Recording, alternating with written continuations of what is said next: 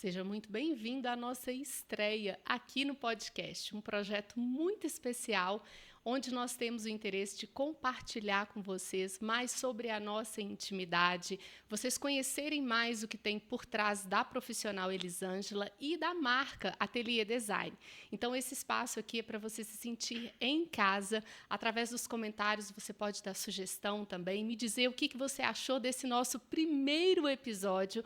Nós vamos trazer vários convidados aqui para a gente compartilhar tudo que faz parte do nosso pensamento, de toda a nossa estrutura de trabalho que nós fundamos aqui em Belo Horizonte através do Ateliê Design e que nos deu tanto reconhecimento, tanto no Brasil quanto no exterior. Então, as nossas crenças, as nossas verdades, tudo que faz parte da nossa missão, e esse podcast é totalmente dedicado a você, e eu espero que vocês curtam demais, e nós estamos abertos a receber todas as dúvidas e também as sugestões que vocês podem nos passar.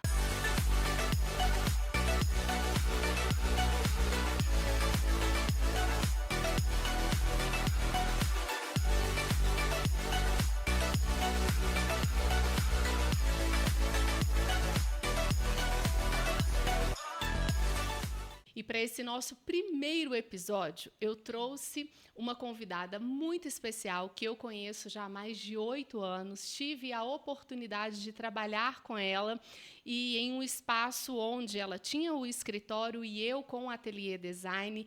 E tenho uma referência muito grande sobre o poder de conhecimento que essa convidada de hoje tem. Eu trouxe aqui até uma cola para fazer a apresentação para vocês. Ela é formada em Design de Interiores pela Universidade do Estado de Minas Gerais em 2002 e ela atua desde 2003 com projetos de interiores, tanto comercial quanto residencial até hoje.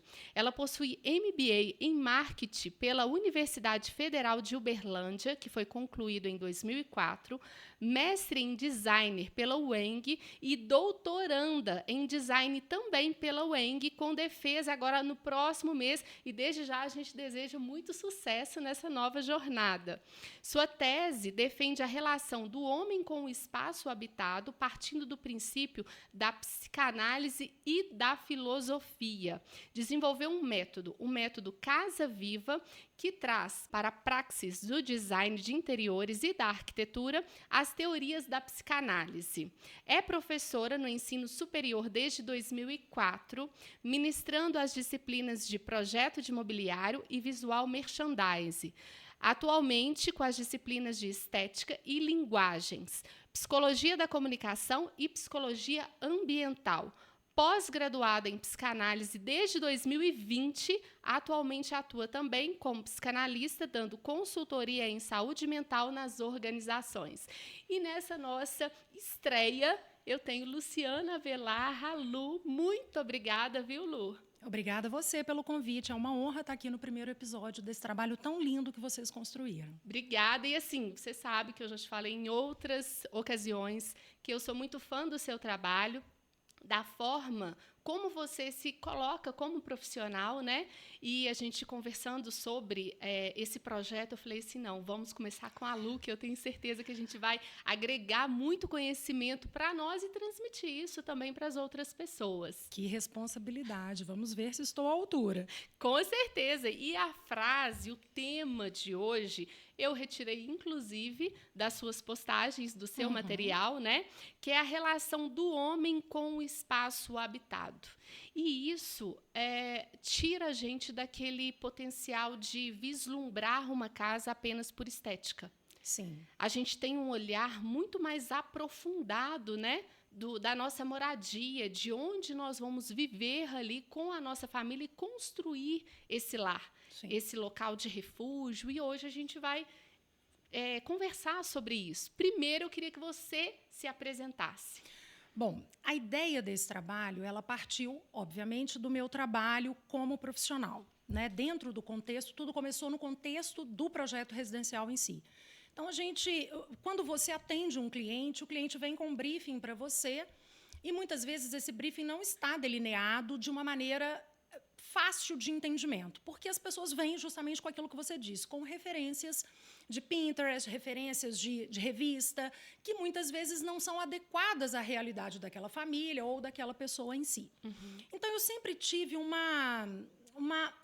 incômodo profissional, né? Como profissional, sempre tive um incômodo. Gente, será que eu estou realmente atendendo a necessidade desse cliente? Será que esse cliente, essa casa que está sendo projetada, ela realmente vai abraçar essa família? E por aí fui durante o meu projeto, né? Durante o meu período de trabalho. Bom, até que eu cheguei no doutorado no ano de 2019, iniciei o meu trabalho do doutorado. E aí eu falei, não, eu vou por esse caminho. Trabalhar a relação do homem com o espaço habitado, mas não trabalhar pensando nessa relação, mas pensando no entendimento da necessidade, que está um pouquinho por trás. E aí eu comecei a minha pesquisa. Durante o mestrado eu já fiz um trabalho mais ligado à cozinha, né? Porque para um bom mineiro a cozinha é um ambiente de relacionamento, ela não é só gastronômica. Isso. Ela é um espaço social, espaço de relacionamento. O mineiro recebe os seus convidados na cozinha, né? Então isso tem uma relevância muito grande, pensando nas relações das pessoas e das questões afetivas. Bom, durante esse projeto veio a pandemia, que já totalmente remodelou toda a história dos homens com suas casas, dos seres humanos com suas casas. Bom, então veio a curiosidade, falei, eu preciso estender esse projeto. E aí foi quando eu entrei para o doutorado com esse entendimento. Você estudar a necessidade do ser humano, muitas vezes a gente vai para o campo neurológico, né? Porque se você vai para o campo cerebral, você trabalha os estímulos, as emoções, né? Só que não é só isso. Por quê? Porque a gente sofre influência do meio. Então, não basta entender os estímulos, não basta entender apenas o contexto emocional desse indivíduo. Você precisa entender o que leva essa pessoa a buscar esses estímulos e como esses estímulos impactam nesse indivíduo e fazem com que ele tome decisões. Então, você tem que entender a mente humana. Então, não dá para você ir só por um caminho, né? Não é só a neurociência, não é só o campo emocional. Você precisa entender a mente humana. Foi aí que veio a história da psicanálise. E aí você fez a sua pós na psicanálise. Exatamente. E é muito profundo isso, né, Lu? É, porque aí você precisa estudar Freud, né? Eu fui pela linha lacaniana, mas no meio do caminho eu entrei para o campo junguiano, porque o Jung trabalha a questão dos símbolos, dos arquétipos, né? Não aquele arquétipo que a gente conhece, né, mais traduzido para o mercado, mas ele trabalha numa linha de arquétipos simbólicos que influenciam a ancestralidade daquele ser humano. E aí aquilo desenha a personalidade das pessoas de maneira diferente. E aí a gente começa a entender o que influencia a tomada de decisão. E, para isso, eu precisei de um suporte filosófico. Então, eu fui para entender o habitar e o construir. Então, eu trouxe o Heidegger para a pesquisa. Eu precisava entender a estética e a influência dessa estética, né? Porque a estética, para nós, pessoas, né, leigas, filosóficas, a estética é o belo, é a beleza. Isso. E não é só isso. Né? A estética é muito mais profunda. E aí eu trouxe Kant para essa pesquisa. E aí eu quis entender o ser humano, eu trouxe o existencialismo, e para isso eu trouxe Sartre para fazer essa conversa com os psicanalistas, tanto com Jung, tanto com Lacan, quanto com Freud e suas teorias. Porque aí eu trabalhei o inconsciente individual e o inconsciente coletivo, porque nós somos influenciados pelo meio. Somos. E aquela relação de nós estarmos em um local, a gente não entendeu o porquê, mas nós termos sensações naquele espaço. E a gente até brinca, né? Nossa, eu estou tendo um déjà vu. Né? Não é, porque, na verdade, nós temos uma herança ancestral, né? De acordo com alguns estudiosos, 3 gerações anteriores à nossa, nós somos influenciados por traumas complexos, gostos. Né? Nossa, você parece demais com seu pai. Nossa, você lembra demais do seu avô. Porque a gente herda essas questões todas. E isso acaba influenciando. Por isso a importância do coletivo. Né? Por isso a importância da memória, da história, da origem, que é uma das frentes da psicologia ambiental que trabalha o enraizamento. Então, é um mapa da raiz, de onde você veio, por que você veio e como você veio. E como você traz essa herança, porque nós traduzimos isso para a nossa realidade. Né? Então, é importante você entender esse ser humano. É importante você olhar para trás. Né? É você olhar para o passado, trazendo questões do passado para o presente, para que desse presente você consiga desenhar um futuro de uma maneira mais equilibrada e que traga benefícios, porque o nosso objetivo é bem-estar e qualidade de vida. Exatamente. Senão não faz sentido o nosso trabalho. E dentro da nossa visão também de trabalho, É muito isso, é a parte mais funcional do produto e de que forma a nossa cortina vai modificar e transformar aquele espaço em um local mais agradável. Claro que a gente não faz toda essa, a gente não tem toda essa profundidade com o nosso cliente, né? Mas a gente precisa fazer um briefing, aquele essencial ali nós precisamos conhecer. E para nós, o nosso trabalho hoje é muito voltado em fortalecer o mercado para essa visão da cortina funcional e não da cortina estética. Não aquela cortina ali do Renascimento, por exemplo, que era apenas um símbolo de poder e de beleza. Mas a gente mostrar que estamos na pós-modernidade e a gente tem necessidades hoje no mundo, né? Então, é trânsito, é barulho, carro, o espaço muito quente, os ambientes reduzidos, a quantidade de pessoas vivendo em um mesmo local, como nos condomínios, né? Então, tudo isso a gente precisa considerar para poder apresentar o produto mais adequado. Então, a nossa visão ela é muito dentro disso. E a cortina é conforto, né? Conforto ambiental. Não é conforto só no sentido... Aí vem aquela história, né? Da beleza e do complemento, do detalhe. Não é. Cortina não é detalhe. Cortina é conforto ambiental. Né? Nós estamos vivendo hoje ilhas de calor, vivemos hoje influências de graves influências de ruído, né? Temos sérios problemas hoje de privacidade. Então, a gente precisa de produtos que nos confortem dentro dessa perspectiva do conforto ambiental. Então, não é a cortina hoje ela é fundamental para essas questões. Ela pode proporcionar um ambiente, ela faz troca de calor com o meio, né? Ela proporciona, por exemplo, você precisa de um isolamento térmico, a cortina é esse bloqueador. Você precisa de um isolamento acústico, a cortina é esse bloqueador, né? E, obviamente, a gente não vai ignorar a estética. E a gente tem tecidos belíssimos, tem materiais e tecnologias impecáveis que a gente pode estar atuando. E isso é projeto de conforto, isso não é estética. A cortina não pode ser a última peça da casa. Isso. Ela faz parte do pensar o conforto ambiental dessa casa. Isso, a gente trabalha muito dentro disso e eu também pesquiso, estudo muito sobre a questão da necessidade e importância do sono, né? Então, assim, para o bem-estar do nosso... o sono ele está ligado a vários problemas e necessidades emocionais também, físicas, né? Então, a cortina, a gente tem sempre esse cuidado ao montar a especificação. Agora, eu queria te perguntar sobre os seus projetos, porque você continua atuando desde que você formou em design de interiores. Continuo. Hoje, você olhando para a Luciana lá de 2002, quando você formou, o que você diria para ela? Em todo esse percurso, dentro desse olhar profissional do desenvolvimento de projeto, o que evoluiu profissionalmente na sua carreira, que você fala assim, se eu olhasse para trás, para aquela Luciana, lá de 2002, eu iria dar essas dicas, eu iria falar para ela ir por esse caminho? Elisângela, a primeira dica que eu daria para ela seria olhe para o ser humano, tá?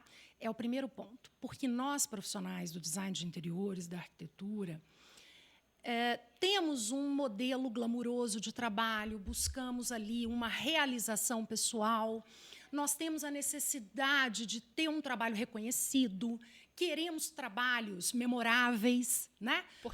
Portfólios impecáveis, porque isso vende. Então, eu não sou demagoga, né? Não vou dizer aqui seja idealista e não se preocupe com o seu trabalho. Não, né? O talento, a resposta do cliente é resultado do seu processo projetual, né? É resultado da sua praxis profissional. Mas eu olharia para ele e falaria, antes de tudo, olhe para o ser humano. Tá? Esse é o primeiro ponto. Por quê? Porque o ser humano hoje ele está muito deixado de lado. Nós estamos olhando para tecnologias, estamos nos preocupando com a inteligência artificial, estamos voltados para esse universo tecnológico, estamos deixando o homem de lado. E aí vem a ideia do individualismo, vem a ideia do distanciamento, né, muito potencializado até pela essa nova loucura que a gente viveu com a Covid-19. Então, o homem, a gente está naquele limbo, né? A gente quer priorizar o homem, mas a gente não consegue priorizar o homem. Então, eu olharia para essa Luciana e falaria com ela, foca no homem, foca nas necessidades desse ser humano. Não ignore seus desejos, não ignore seus sonhos, não ignore sua história.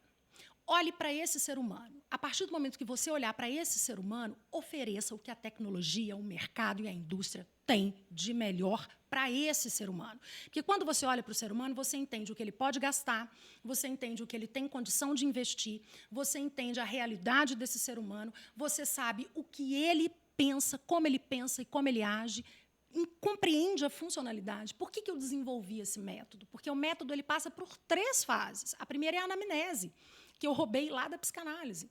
Eu vou fazer uma entrevista com ele para entender como é a vida dele. O dia a dia, como ele recebe pessoas, como ele come, onde ele gosta de ficar, o que ele faz, quantos cômodos tem a casa, quais são as necessidades futuras. O psicanalista faz a anamnese, o psicólogo, o psicanalista, eles usam a anamnese para entender qual é o melhor tratamento para o paciente. Isso. Eu vou usar a anamnese para entender qual é a melhor realidade de projeto para aquele cliente. Né? Então, eu faço esse projeto. Por quê? Primeiro, eu estou olhando para ele. Quem é ele? Né? Eu vou fazer uma casa linda. Hoje, a realidade dele eu quero fazer uma casa estúdio com todos os ambientes integrados, uma dinâmica super clean. Mas eu pretendo casar daqui a 2 anos. Eu falei, maravilha, você vai trocar de casa? Porque se você quebrar todas as paredes e emendar tudo, daqui a 3 anos nós estamos dividindo a casa toda de novo. Porque o cliente daquele momento. Ele é influenciado por aquele meio. Ele é estimulado por aquela moda. Ele é direcionado pelas tendências que a indústria, o mercado e a mídia jogam o tempo inteiro. Sim. Então, a gente precisa entender o que ele realmente quer. Né? Gente, projeto residencial é projeto de vida. Né? Por mais que você não vá morrer naquela casa, que você vai trocar de apartamento, mas é projeto de vida. Você tem que lembrar a responsabilidade é muito grande. E nós que estamos lá no final, né, na cereja, na cortina, que já está tudo pronto, nós nos deparamos muitas vezes com casamentos que acabam durante o projeto, com problemas na família, briga entre o cliente e o profissional. Às vezes o cliente chega para a gente e fala assim, olha, eu não quero nem te falar o nome de quem desenvolveu meu projeto. Então, isso é muito claro que faltou em todo esse processo de elaboração do projeto, esse entendimento. É a preocupação com quem habita. Essa é a retórica. Preocupar-se com quem habita. Né?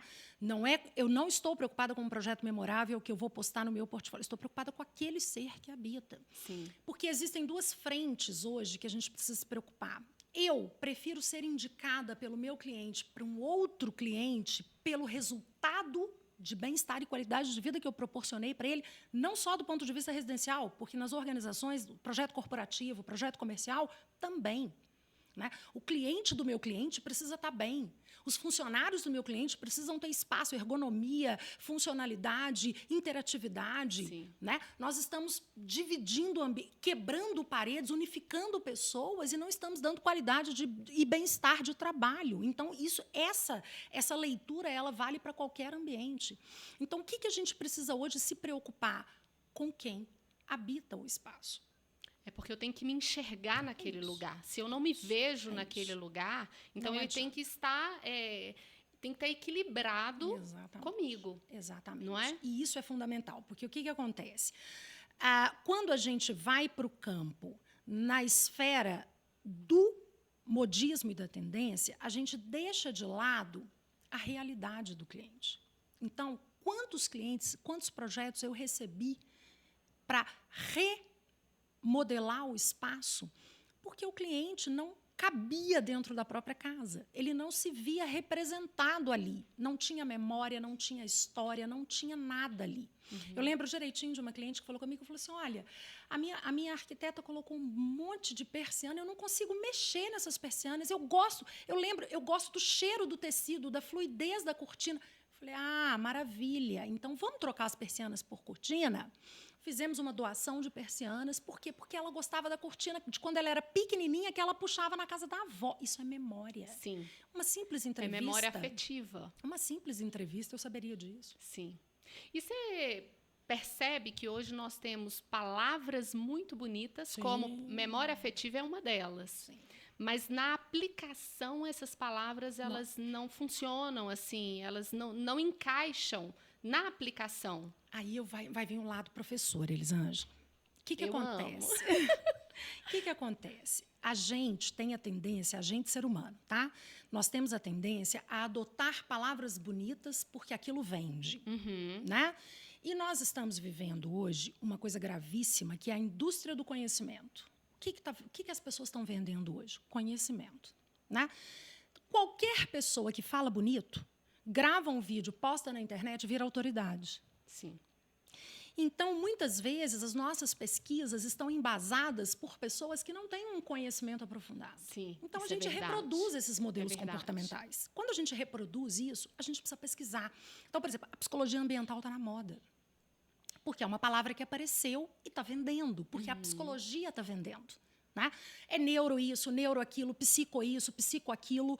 Está vendendo. Por quê? Porque as pessoas, pós-pandemia, e esse já é um movimento que não veio da pandemia, mas foi potencializado pela pandemia, as pessoas entenderam que o bem-estar e a qualidade de vida está associado à mente humana. Está associado às emoções e afetividades. Sim. Né? Então, o que as pessoas fazem? Pegam um artigo, uma reportagem, leem. Então memória é isso, psicologia é isso, afetividade é isso, vamos trabalhar. Não, não é isso. Né? Quando você estuda psicologia ambiental, você entra no campo da docilidade ambiental, que é você adaptar aquele ambiente para a realidade daquela pessoa. Vou te dar um exemplo bobo. Docilidade ambiental. Docilidade ambiental. O que é a docilidade ambiental? É você adaptar aquela realidade para aquela cliente, tornar um ambiente dócil. Então, vamos pegar um idoso. Um idoso, você vai fazer um projeto para o idoso. A primeira coisa que você faz é medir a altura desse idoso. Vamos botar a bancada da pia 50 centímetros, não tem problema. Nossa, mas 50 centímetros? Claro, ela tem 1,5 metro. Por quê? Porque eu tenho que pensar na ergonomia do braço dela na hora de manusear a lavagem da louça. As gavetas, não existe prateleira para idoso, tudo é gaveta, porque ele abre a porta, puxa para fora, ele tira o que ele quiser, ele não precisa agachar para enfiar lá embaixo, tirar aquela panela lá do fundo. Isso é docilidade ambiental. Você pega uma criança autista, determinados papéis de parede não podem ser usados num quarto de uma criança autista. Você tira ela da concentração, você tira ela do foco. Por exemplo, um chevron, que é o zigue-zague, você não pode usar no quarto de uma criança autista. Você não pode usar no quarto de uma criança que tem distorção de percepção. E nem em corredor também, nem né? em corredor. Tem algumas situações, alguns ambientes que a gente não usa já normalmente. Exatamente. E havendo uma necessidade ainda específica, Sim. a gente precisa pensar muito mais, né? E por isso o ambiente se torna dócil. Porque aquela pessoa, por exemplo, você bota uma parede pintada de amarelo no quarto de uma criança que tem problemas de concentração, você acaba com essa criança. Né? Teve uma onda de quartos amarelos para bebê. Né? Vamos pesquisar o significado das coisas, vamos entender o que realmente as coisas significam antes da gente usar esse termo. Porque muitas vezes muitas pessoas se tornam referências de autoridade em determinados assuntos que eles não têm conhecimento. Sim, e só replica como papagaio, né? E aí isso vira uma loucura, porque todo mundo começa a usar, reproduzir e não tem significação e não traz o benefício necessário.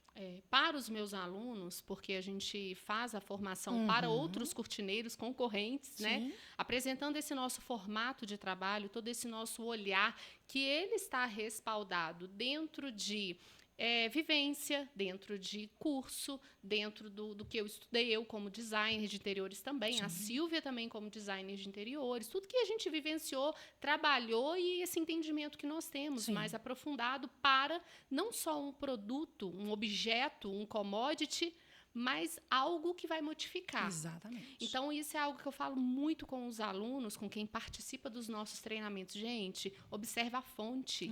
Porque, às vezes, o representante de uma determinada marca, de um determinado produto, ele pega ali um ponto e desenvolve uma argumentação que, quando a gente para fazer aquela percepção, a gente fala assim, gente, não faz sentido. Não faz sentido, a conta não fecha, matematicamente isso não fecha. Exatamente. E isso vira verdade no mercado. E se você fala contra isso, chega um monte de gente para te apedrejar. Não, mas tem, porque a marca que eu trabalho, ela entrega isso. E de uma forma lógica, que às vezes até uma própria criança, ela vai conseguir te dar essa resposta. Mas isso é o quê? É a falta de introjetar, de pensar, de perceber, que a gente entra aí na filosofia, né? Um pouco do pensar, de eu tentar avaliar. Aí a gente vai cair em vários aspectos, né? Porque, por exemplo, quando a gente pensa na lógica do entendimento da necessidade, que é a base do meu projeto de pesquisa, a gente vê exatamente que o problema está em a própria pessoa não sabe o que ela quer. Sim. Você já começa por aí, né? Então, quando você conversa com uma pessoa que não sabe o que quer, a gente acaba viciado pelo próprio trabalho. Você já automaticamente, não sei se você já passou por essa experiência, você parece que adivinha o que o cliente vai precisar. Não, eu já sei o que você quer.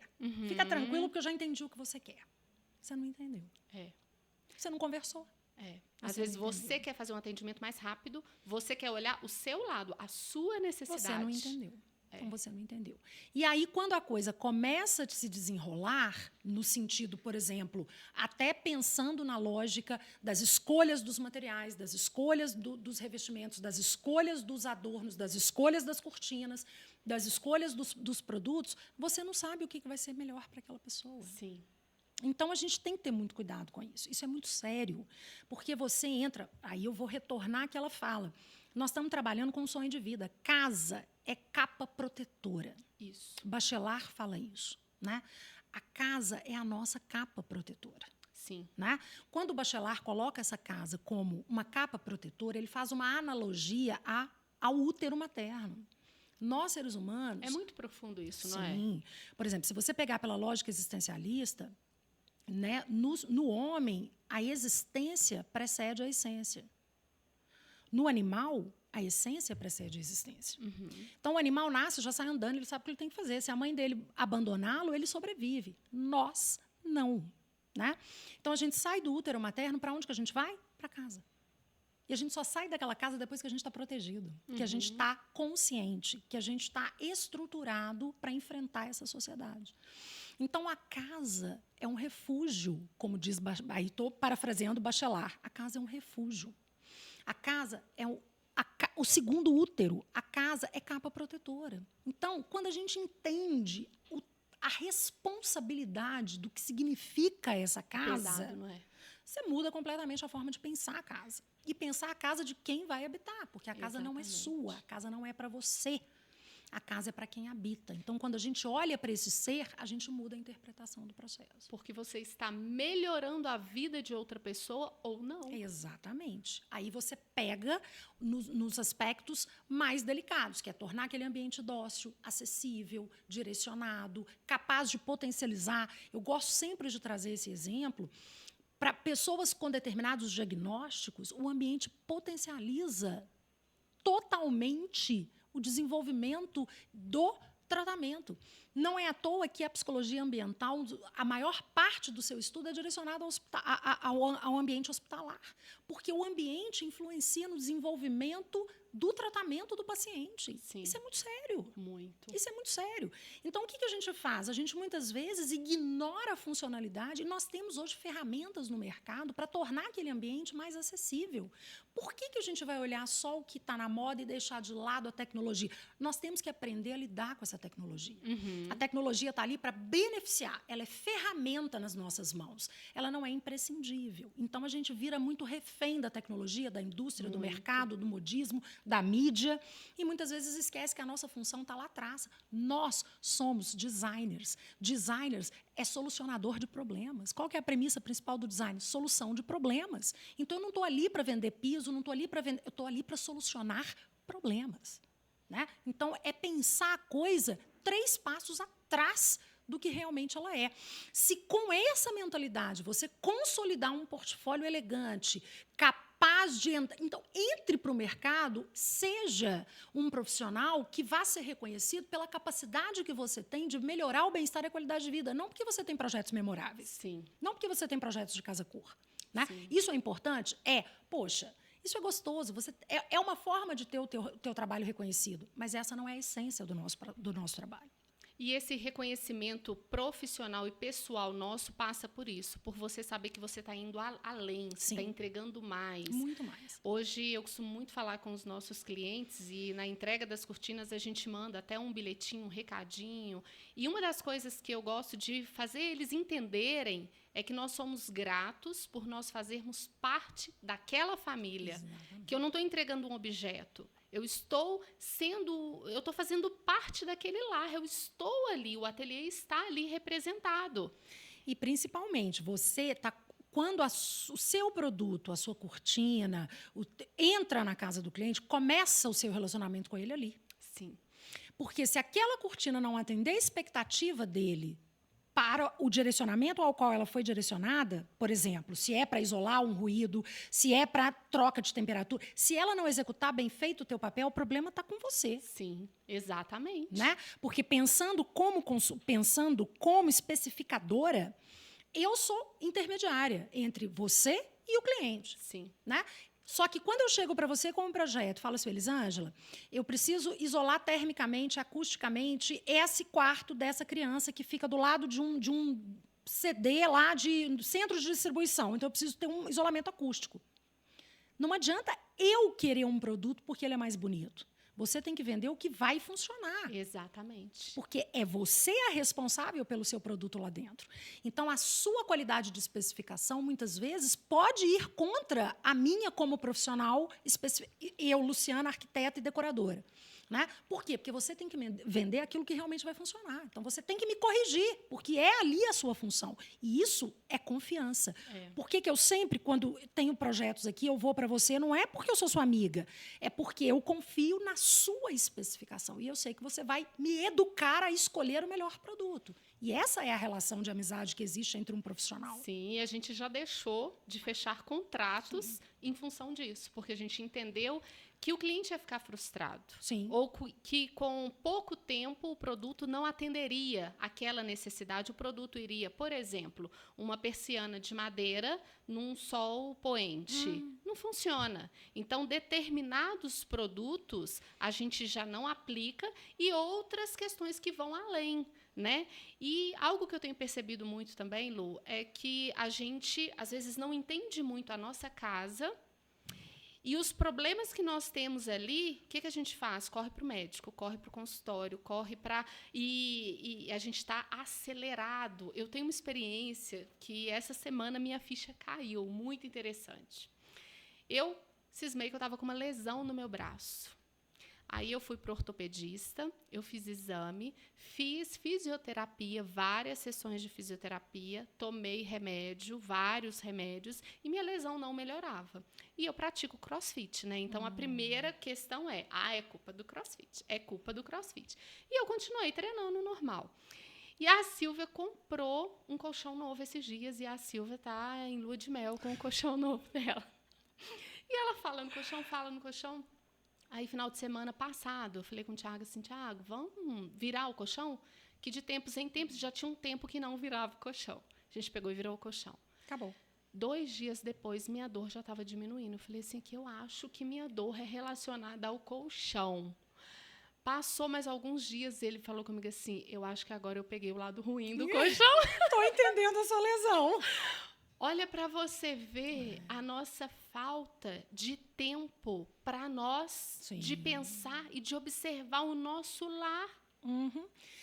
Elisângela, isso que você está me falando está me voltando a até um dos trabalhos que eu publiquei bem no comecinho do meu estudo. O que acontece? A nossa casa sempre foi casa de passagem. Né? A gente saía de manhã, voltava de noite, dormia, levantava e saía. Então, era aquela casa vitrine que estava ali porque estava ali. Né? Então, a gente não tinha muita coisa até com a funcionalidade, porque você realizava todas as suas atividades fora da casa. Bom, com a pandemia, o que aconteceu? Essa casa passou a ser a casa de vida. Né? Ou seja, trabalho, escola, tudo acontecia dentro dessa casa. E aí começou a perceber a quantidade de projetos errados, produtos mal especificados e coisas que não funcionam dentro dessa casa. Aí veio a necessidade. Vamos reestruturar esta casa? Vamos repensar essa casa? Vamos entender a dinâmica dessa casa? Maravilha. Qual que é o ponto crucial disso? A docilidade, ela lida com a interface entre o homem e o objeto. O homem e o espaço, o homem e o objeto. Como que esse objeto, esse produto, esse material, ele lida com a resposta do indivíduo que opera esse produto? Então, é uma resposta sensorial pelo tato, É uma resposta ergonômica, porque os objetos estão ali para nos servir. Então, eles têm que estar adaptados à nossa realidade, ao nosso corpo, ao nosso organismo, à nossa forma de mexer com as coisas. Então, não adianta eu ter uma pia alta, porque o padrão diz que a pia tem que ser instalada a 90, se eu tenho 1,5 m de altura. Então, com certeza, eu vou ter sérios problemas lá na frente de dores no ombro, dores no braço, né? Como que é essa história das pessoas com os objetos e ambientes que estão sendo produzidos ali dentro? Então, quando você fala isso para mim, é difícil até a gente identificar o que vem em contrapartida. Por quê? Porque nós não temos tempo mais. A nossa vida virou... Aí eu vou trazer até um pouquinho para o campo da psicanálise.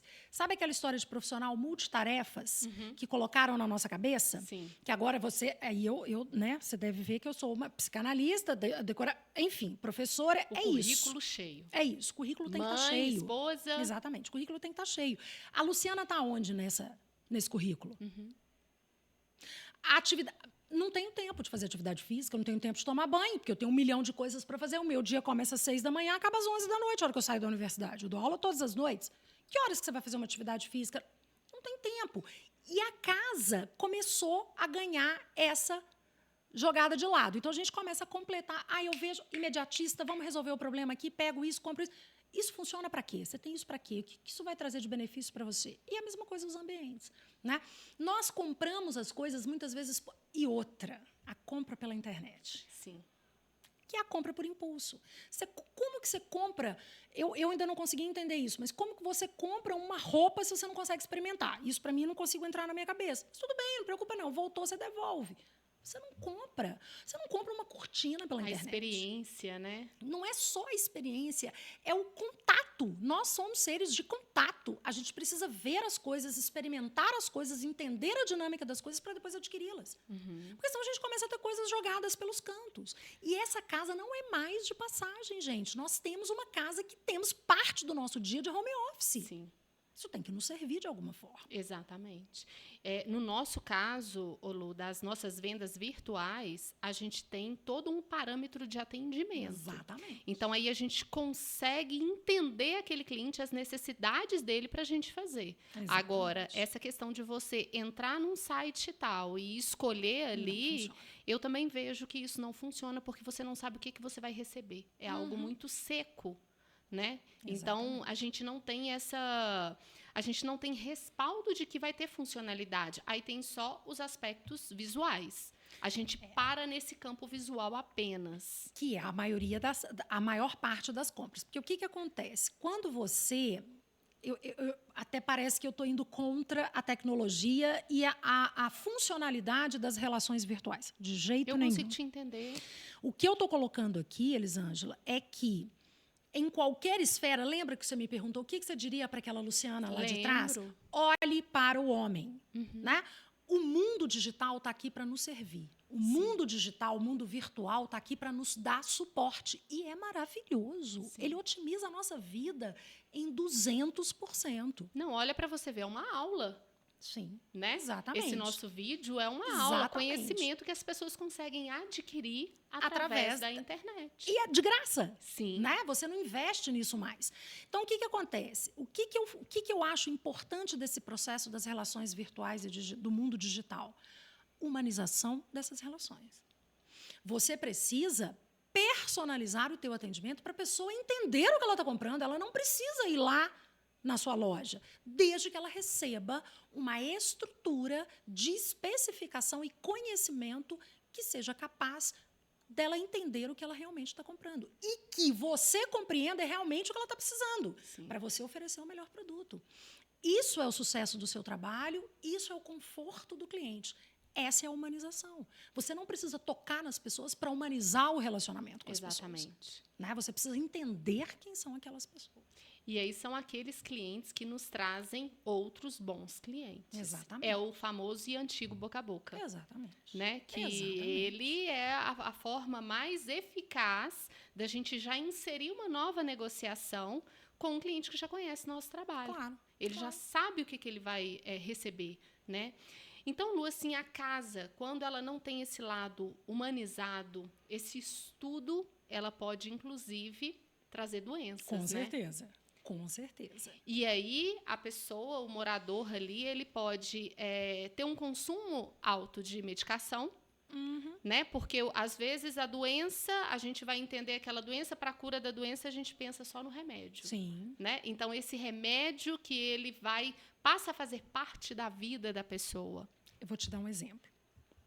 Alguns pacientes, principalmente crianças, que são diagnosticadas com TDAH, virou moda. Né? Diagnóstico de doenças. Hoje em dia, todo mundo tem um diagnóstico porque virou moda, literalmente.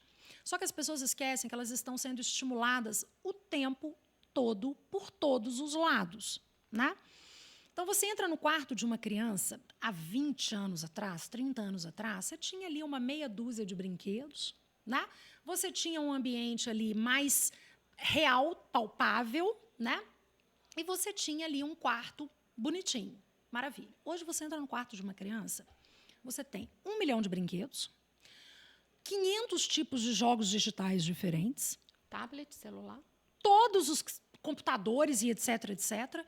E você entope o quarto dessa criança de coisas porque o projeto fica lindo.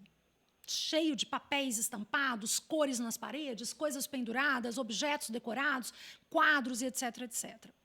A criança com TDAH, ela não tem foco, ela não concentra.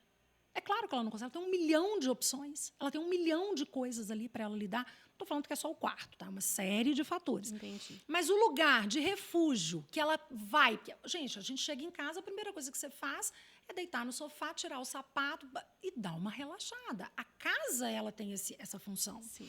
Então, se a criança entra dentro do quarto dela e o quarto dela tem 1 milhão de estímulos, ela não para, a cabecinha não para, o comportamento não para, ela desorienta, ela não sabe o que ela pega primeiro, para onde ela vai, se ela joga, se ela não joga, se ela vê isso, se ela não vê aquilo. Então, nós temos que pensar até nisso. Às vezes, o menos é mais. Né? Você pega um quarto de uma criança extremamente ruidoso, a criança fica com aquele barulho na cabeça dela. Por exemplo, eu tive um projeto de um quarto infantil que a criança... bebezinho, né, 2, 3 aninhos, não parava de chorar compulsivamente. A mãe já tinha feito todos os tratamentos, todos os diagnósticos, tinha feito tudo que era exame, não diagnosticava o que era.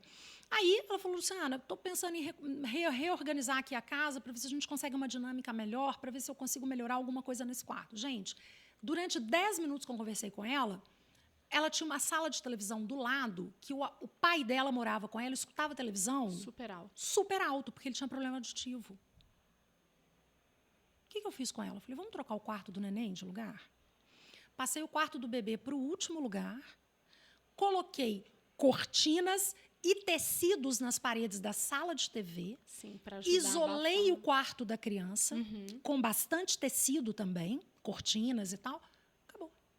Chega muita situação para a gente de criança que está fazendo tratamento de crescimento, tomando hormônio de crescimento. E os médicos mesmo, a orientação é escurecer o quarto, dormir no escuro.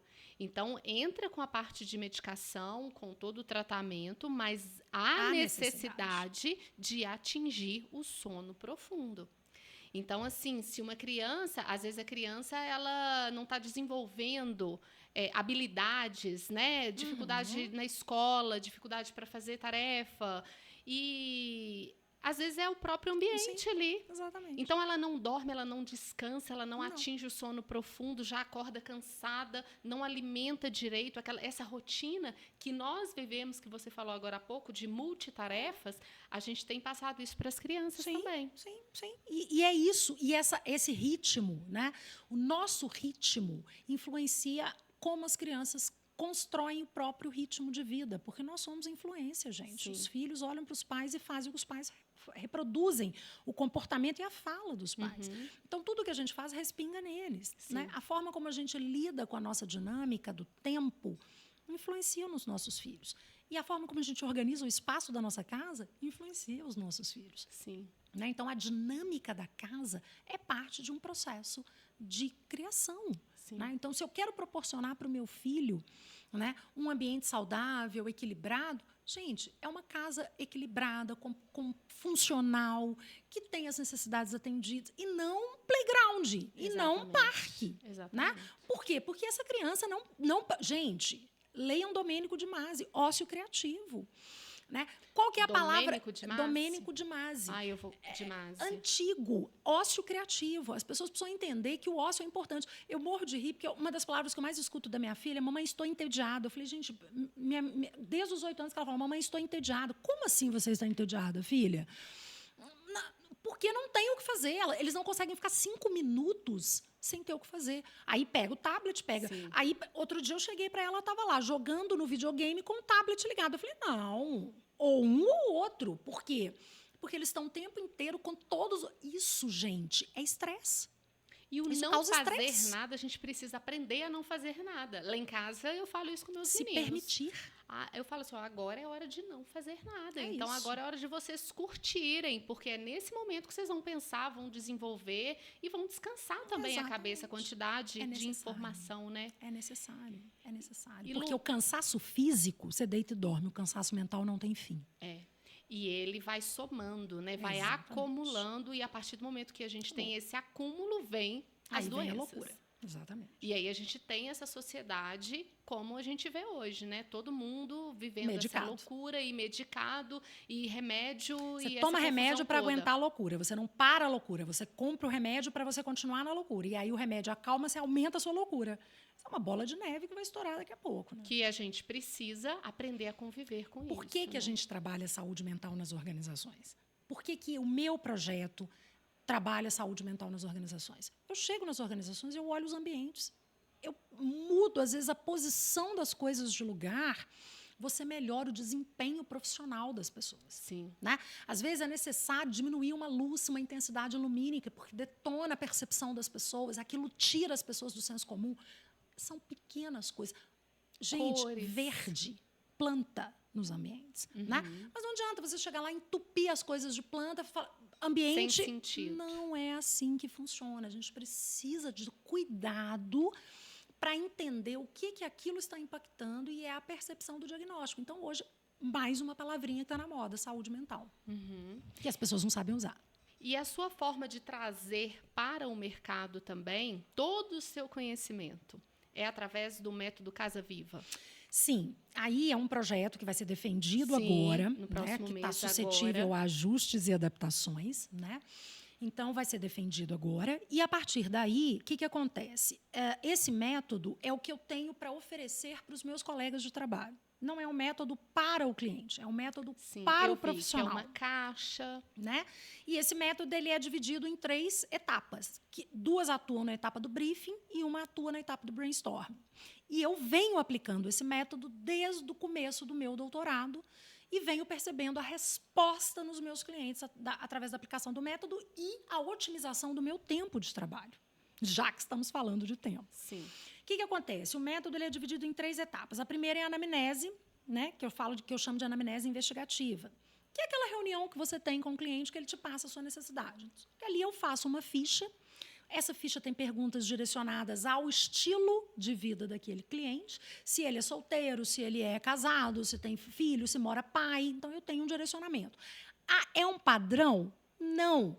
É um padrão direcionável. Eu tenho perguntas que são padrão e aquelas que eu, como profissional, percebendo o fluxo do meu cliente, consigo ajustar ali nos questionamentos. Depois que eu faço essa pesquisa, depois que eu faço essa investigação, eu passo para a segunda etapa, ainda dentro do briefing, que é o storytelling, que eu chamo de minha casa, minha experiência.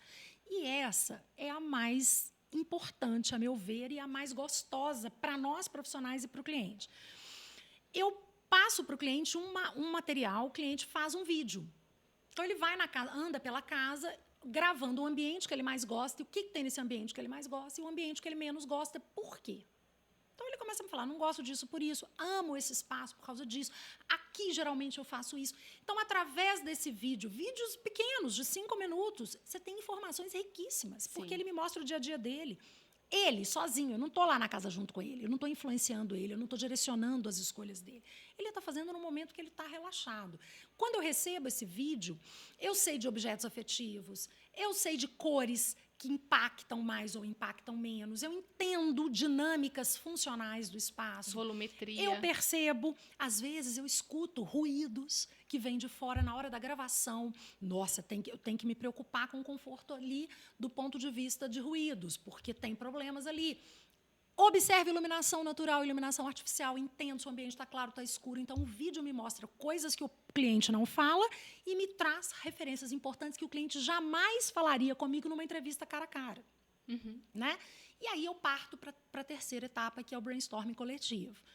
A gente adora um mood board, né? Sim. Esse mood board, para a gente, facilita muito a percepção do espaço Só para o pessoal do entender, projeto. explica sobre o mood board. O mood board é aquele quadro de referências. Cores, pisos, texturas, madeiras, que são as amostras que a gente tem geralmente no escritório ou que às vezes a gente pega nas próprias... Que a gente chega lá na loja, o pessoal vem, entrega as amostras, aí monta aquele pampurri, todas elas, você falou, o seu ambiente vai ter essa carinha, tem um relevo, tem uma cor, tem um tom de madeira, tem um tom de piso, então ele consegue visualizar aquilo.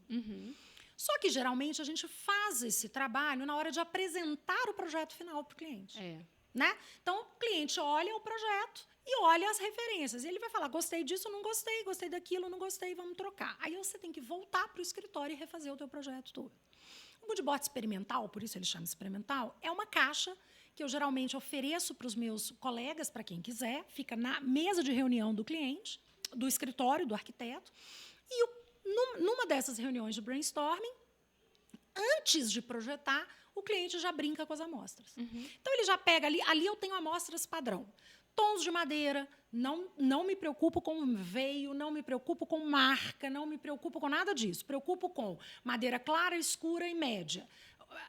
Preocupo com piso escuro, tal, né? Pedra preta, branca, bege, cinza. Eu pego as amostras padrão. Claro que a gente vai para aquelas que a gente mais especifica, né? Um granito preto absoluto, um São Gabriel, um mármore branco. Né? Você vai para aqueles que você tem mais fluxo no seu escritório. Não tem problema, você pode alinhar aquilo.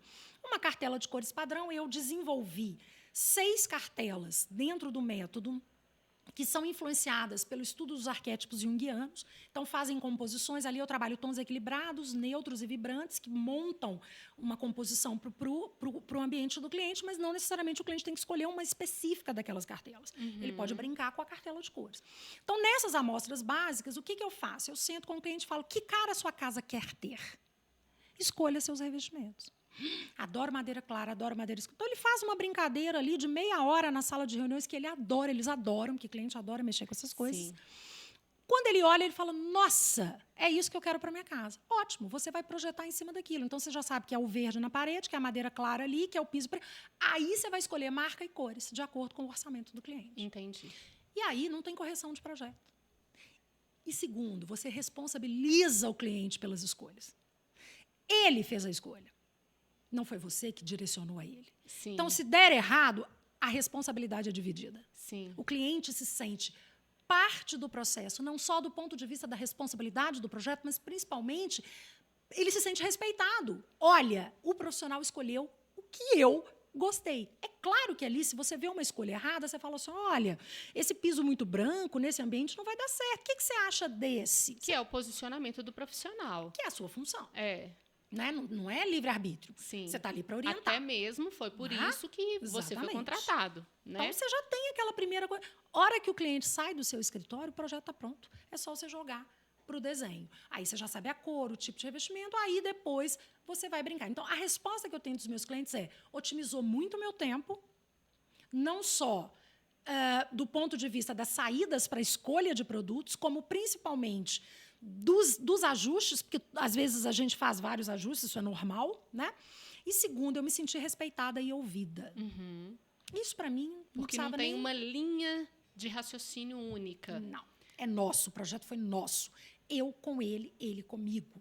Né? Então, isso me ajuda nas responsabilidades, porque nós temos que... Gente, especificar o material para a casa de alguém é complicado. Tem responsabilidade, é exaustivo, é tenso. Né? E não só o cliente vai na loja, vê o produto, olha, lindo, gostei, mas ele só vai entender na hora que ele estiver pronto, pendurado na parede, a cortina pendurada, o piso assentado, né? A parede pintada. Aí que ele vai falar, nossa. Agora, o cliente, Lu, ele tem feito isso através das redes sociais na hora de escolher o profissional que vai executar o projeto.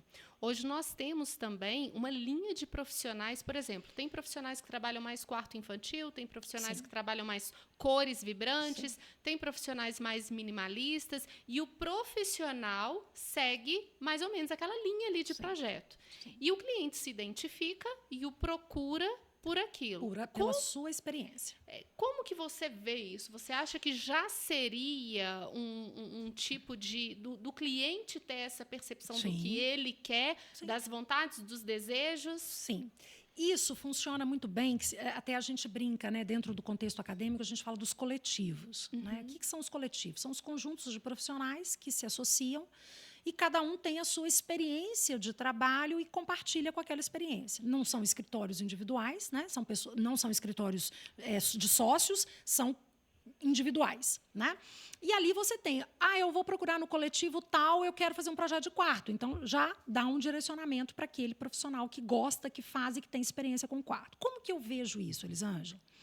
Eu vejo isso como um desdobramento daquelas especializações que a gente fazia anteriormente, que tem se perdido um pouco nisso. No campo da arquitetura e do design, a gente tem uma tendência ao todo. Né? Você, por exemplo, a arquitetura projeta a casa, automaticamente eles já especificam os ambientes ali dentro e acabam, no desenrolar do processo, efetuando a ambientação. Então, eles fazem um projeto completo. Quando é individual, então, por exemplo, eu engravidei, vou fazer o quarto do meu filho, é sensacional você escolher um profissional que já está dentro daquele contexto. Por quê?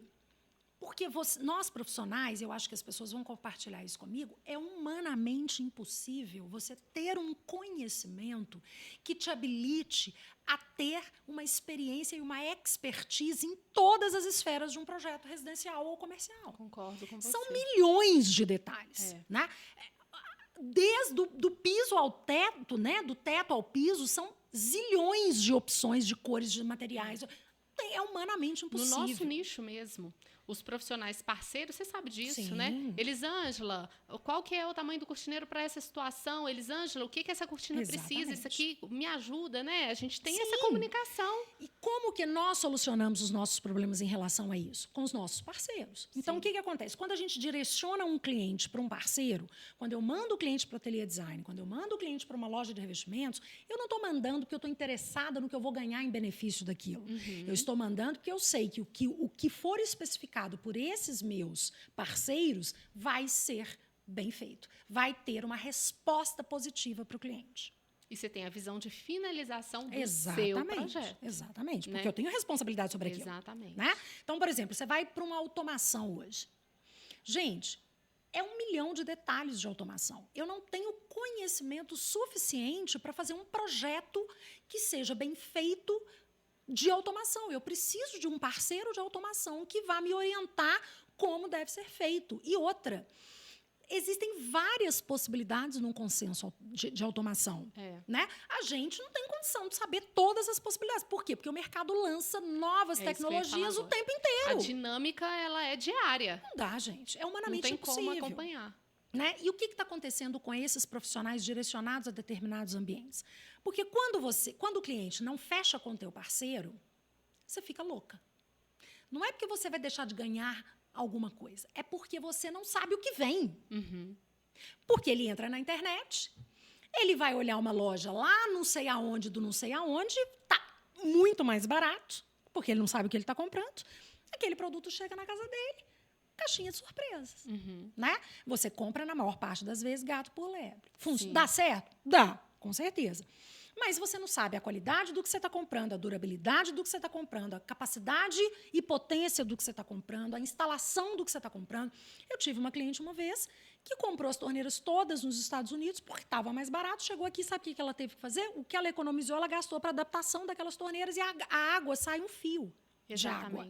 Por quê? Porque não é compatível com a realidade hidráulica do país. Não adianta, não tem a pressão, não consegue receber a pressão. Não funcionou. Ela economizou. Lindo, maravilhoso. As torneiras são bonitas? Lindas, maravilhosas. Mas e agora?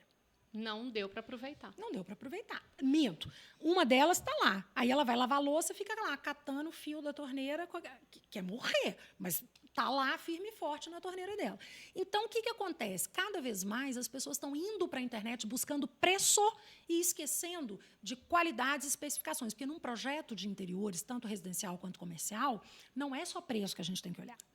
É uma série de coisas que estão envolvidas. Né? Então, por exemplo, você olha uma luminária. A luminária X tem uma potência. A igual a ela, que é mais barata, não tem a mesma potência, só tem o mesmo desenho. Exatamente. Aí ele vai na mais barata, não tem a mesma potência, o resultado da iluminação é péssimo. Você quer um exemplo disso? Os trilhos motorizados chineses. Isso virou uma febre, tem mais ou menos. Nós passamos por isso no ano retrasado. E aí, vários clientes comprando pela internet, recebia o trilho e queria que a gente fizesse a cortina. Só que não tinha como fazer a cortina. Porque a quantidade de esperas para rodízio ou para os ganchos lineares não é suficiente para fazer o efeito da cortina. É para uma cortina reta, como se fosse um painel. Então, aquele investimento, ele não era funcional, não era viável a aplicação aqui. Porque você compra o trilho, mas você esquece do efeito da cortina. Exatamente. Esquece da proporção de tecido, esquece do peso da cortina, porque esses trilhos, eles não têm uma capacidade de segurar um peso para uma cortina no efeito ilhós, que ela tem uma proporção de 3 vezes a quantidade de tecido. Exatamente, isso o cliente não sabe. E isso o fornecedor não diz para ele, porque ele quer vender o trilho.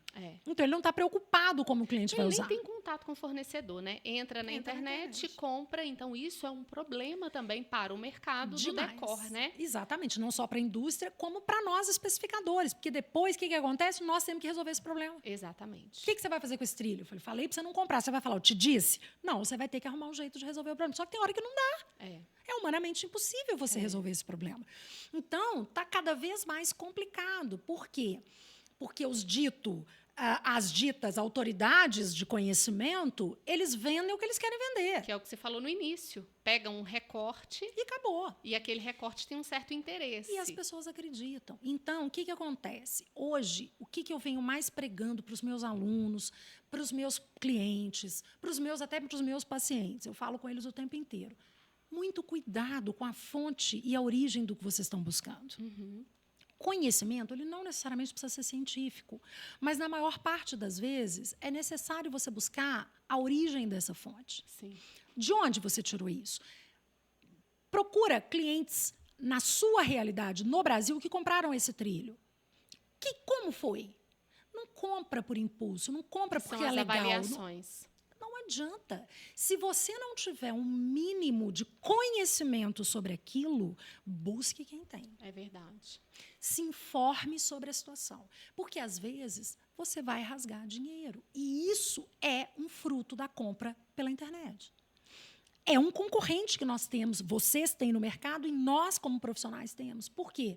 Porque qualquer um... Outro dia eu escutei, não preocupa com o arquiteto, não. Vendedor de loja resolve o seu problema.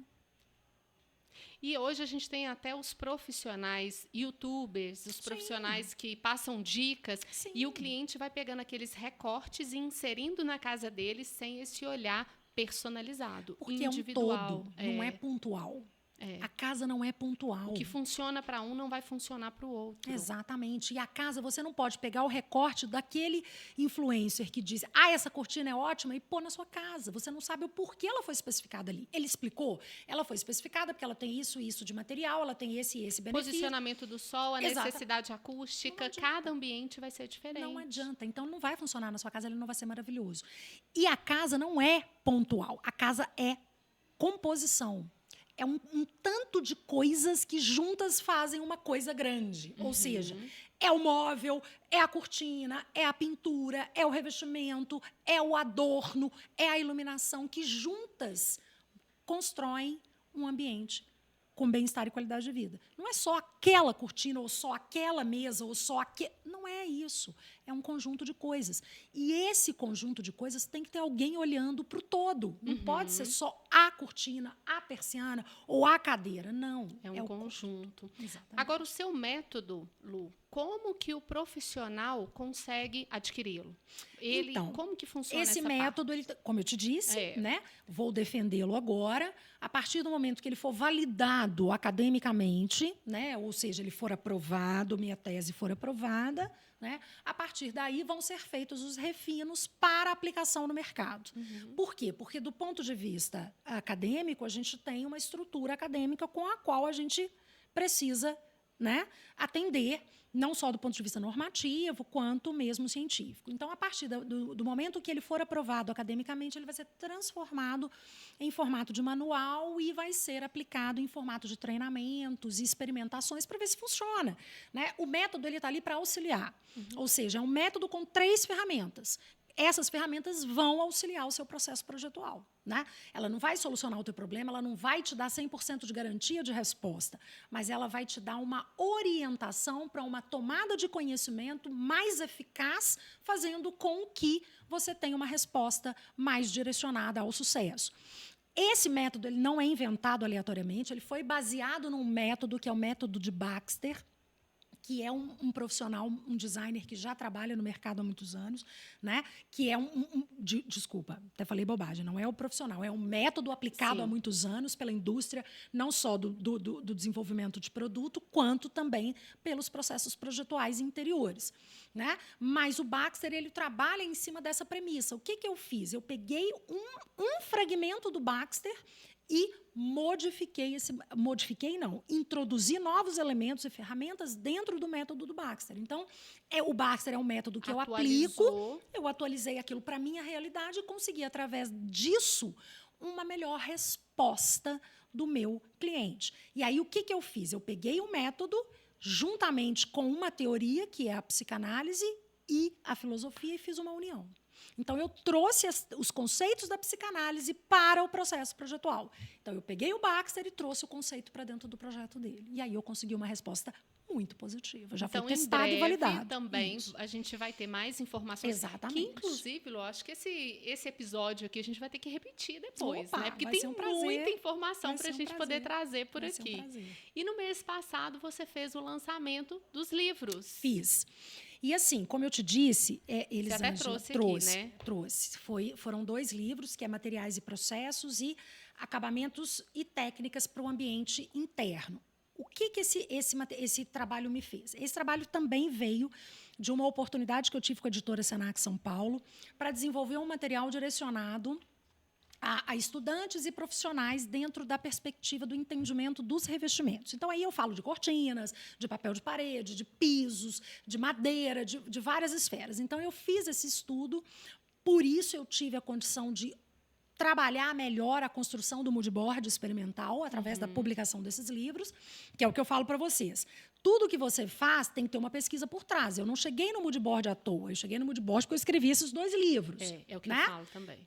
O meu storytelling, ele não tem é um uma histórico. ferramenta... Exatamente, o storytelling não foi uma ferramenta aplicada, ele foi testado e validado num congresso, assim como a anamnese. Então, esse material me trouxe conhecimento suficiente para entender a dinâmica dos revestimentos e materiais para eu poder orientar essa construção dessa caixa do moodboard. Então, esses 2 livros foram lançados agora, eu até vou lançá-lo aqui em Belo Horizonte essa semana, né, para vocês, e espero que contribua aí no aprendizado. Muito. E como que as pessoas que estão acompanhando podem comprar, podem adquirir esse livro? Ele vende em formato moodboard pela Amazon, tá? Desculpa, moodboard não, em formato digital pela Amazon. E os livros podem ser adquiridos impressos diretamente comigo ou diretamente com a editora Senac. Então, eu vou colocar aqui, gente, na descrição, os contatos da Lu, e-mail, WhatsApp, para o pessoal que tem interesse. Olha só, eu já adquiri meu livro, eu estou lendo ainda. Vou te falar que é um review das minhas aulas de material. Me fez lembrar da minha professora Fátima, designer de interiores, lá do INAP. Não sei se você chegou a conhecer essa profissional, a Fátima, mas fantástica. E ela nos dava aula de materiais. e me fez relembrar, voltar lá naqueles tempos e às vezes a gente passa igual eu, não é meu direcionamento de trabalho hoje projetar. Sim. Mas eu pego todo o meu conhecimento, tudo que eu estudei, tudo que eu apliquei durante algum tempo até em projeto e trago para as cortinas. Sim, se não fosse isso, você não seria tão bem, né? Você não especificaria tão bem. Então, eu tô amando, eu tô achando assim muito gostoso e realmente uma volta lá naquele tempo de estudo, Sim. de trabalho, de montar apresentação para professor. Então, tá me dando aí essa memória afetiva também. Isso é bom, isso é bom. E eu recomendo, viu, gente? Tem esses 2 exemplares, onde ela apresenta mais sobre acabamento e a parte dos materiais também e os processos. Exatamente, porque aí é o que eu sempre digo, entenda o que vem por trás. Né? Entenda o processo. Para especificar o material, entenda a dureza, entenda todas as características desse material para você saber a resposta que o material vai te trazer. Mesma coisa o tecido. Né? Entenda como é a fabricação, quais são as composições, o que vai nesse tecido, para você entender a resposta do tecido diante do contato com o sol, do contato do calor. Então, a gente tem que ter um pouquinho de conhecimento de processo e técnica para saber especificar os melhores materiais.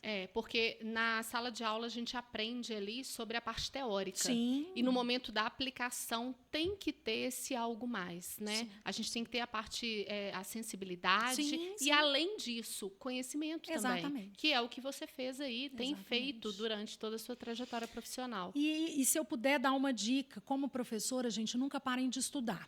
Porque o tempo inteiro novas coisas são lançadas, o tempo inteiro novas tecnologias, novos métodos, novas ferramentas, novas teorias. Não deixem de lado o estudo, porque estudar melhora o nosso desempenho, melhora a nossa prática, melhora nosso entendimento do nosso trabalho e nos torna cada vez mais especialistas naquilo que fazemos. E nós não fazemos projeto, nós proporcionamos bem-estar e qualidade de vida. Exatamente. E para os estudantes, né, que estão aí inserindo nesse mercado, é tão difícil quando a gente pega o diploma e fica sem uma referência, às vezes a gente fica totalmente perdido. O estudante, hoje, a gente sente isso muito nas formaturas, né? A gente vê a carinha deles. E agora? Para onde eu vou? O que eu vou fazer? Né? O que eu vou fazer? Né? Bom, primeiro, se você passou pela universidade, pela porta da frente, ou seja, se dedicou, fez o seu melhor, né? Com certeza o mercado vai te absorver. O que nós, profissionais, temos feito hoje como diretriz do Ministério da Educação, nós, professores, né? Tanto as universidades quanto os professores, coordenadores? Nós estamos trabalhando em cima das habilidades e competências que o mercado vem exigindo dos profissionais. Os nossos projetos pedagógicos, eles são atualizados semestralmente, né? As nossas disciplinas, os conteúdos, eles são o tempo inteiro revistos e atualizados, porque o mercado é dinâmico, né? Porque o nosso objetivo é colocar profissionais no mercado de trabalho que saibam o que estão fazendo. Olha que interessante um estudo que a gente fez dentro da universidade. Hoje nós colocamos muitos profissionais no mercado, mas temos poucos capazes de cumprir com as tarefas às quais eles foram direcionados profissionalmente. É verdade. Né? Então, você como empregadora, você vai contratar um profissional hoje para trabalhar com você, está difícil encontrar um profissional com as habilidades e competências mínimas. É verdade. Né? A gente fala de soft skills o tempo inteiro, né? Mas a maioria das demandas das indústrias para a gente, dos estúdios, dos escritórios, das agências, né? Porque eu dou aula também nos cursos de comunicação, o que eles falam com a gente? Olha, eu estou menos preocupado com o conhecimento e mais preocupado com a boa vontade. Sim, o interesse em aprender, em se desenvolver. Então, você, estudante, escolha a sua carreira. Não por dinheiro, não por luxo, não por glamour, não. Escolha por amor. Você gosta do que você faz? Essa é a primeira escolha. A segunda, se você gosta, mergulhe. Vá ao fundo. Por quê? Mesmo amando, eu amo o que eu faço. Todo dia eu aguento um sapo, uma pessoa pegando no meu pé, uma pessoa brigando comigo, me exigindo. Por quê? Porque não é fácil. Não é. Né? Quando você escolhe aquela carreira, você tem que amar demais para você sobreviver aos obstáculos que vão aparecendo no meio do caminho, que são gigantes. Aliás, nós trabalhamos com obra, né, gente? Sim. Que é um lugar para dar problema maior que obra. Então, você vai mexer com isso o tempo inteiro. Então, mergulhe naquilo. Não espere, queira, antecipe, chegue na frente, antecipe o problema. Você só consegue antecipar o problema se você olhar para as pessoas, tirar o olhar da tela e olhar para o ser humano. Então, nós estamos precisando de pessoas que olhem mais umas para as outras. E o mercado evoluiu demais, porque eu tenho recordação de uma época onde a decoradora de festa, que ela tinha bom gosto, conseguia montar arranjos bonitos, ela era contratada para decorar a casa das pessoas, Sim. né? Que é a decoradora, não o designer Não de a designer. não o Exatamente. designer de interiores. Exatamente. Mas você recorda dessa Sim, época? demais. Então, hoje, a gente já não ouve mais falar. Não. Então, por que isso desapareceu? Porque a gente precisa da técnica, a gente precisa do estudo, tem que aprofundar. Né? E no meu mercado, eu falo isso sempre com os cortineiros. A gente não precisa, para vender cortinas, passar por uma universidade ou fazer um curso técnico que seja. Não existe isso no nosso mercado. Mas eu também não posso ser amadora. Você tem que buscar técnicas e processos dentro daquela sua realidade que vão melhorar o seu desenvolvimento. E aí está o diferencial das marcas, das pessoas, né? Exatamente. Então, como que eu vou buscar me desenvolver? Eu vou olhar para esse produto de qual forma? Exatamente. Quais as parcerias que eu vou buscar? Que eu preciso construir. Eu preciso construir aí uma dinâmica de conhecimento, uma trajetória de conhecimento. Eu não fiz uma faculdade para vender cortinas, não existe, mas eu posso estudar mais, eu posso direcionar o meu tempo de tela, de vídeo, de celular para adquirir conhecimento. Exatamente. E outra, é o mapa mental. Escreve num papel seus pontos fortes, seus pontos fracos, né? Quais são suas virtudes? Quais são as suas habilidades? Quais são suas competências? Quem é você? Desenha. Isso é autoconhecimento. Quem eu sou, o que eu tenho de positivo, o que eu tenho de negativo. Sim. O que eu preciso melhorar. Por quê? Porque perfeito ninguém é.